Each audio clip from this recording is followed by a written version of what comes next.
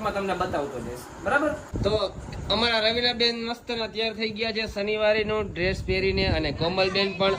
કોમલબેન આ ક્યાંનું છે? અને આઈ થિંક કોમલબેન જરા મૂડમાં નથી, બીકોઝ એમની વોચ, જેને ગુજરાતીમાં ઘડિયાળ કહી શકો, એ ખોવાઈ ગઈ છે. અને આઈ થિંક એના મોઢા પર થોડી એવી રડવાનું હોઈ શકે છે. કદાચ જો એવું ના બની શકે તો 1 મિનિટ કિંજલબેન, કોમલબેન સોરી, કદાચ કોમલબેન તો ધકાવરાવે છે. તો મિત્રો અહીંયા આપણે જોઈ શકીશું વોચ એમની ખોઈ નાખી છે, ને ઘણી મહેનત કર્યા પછી પણ એમને વોચ નથી મળતી.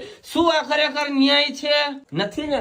તો ધ્યાનથી જોવો આ ચહેરાને, આ ચહેરાએ ઘડિયાળ કદાચ સંતાડેલી છે. માતાજી સુખી રાખે તમને.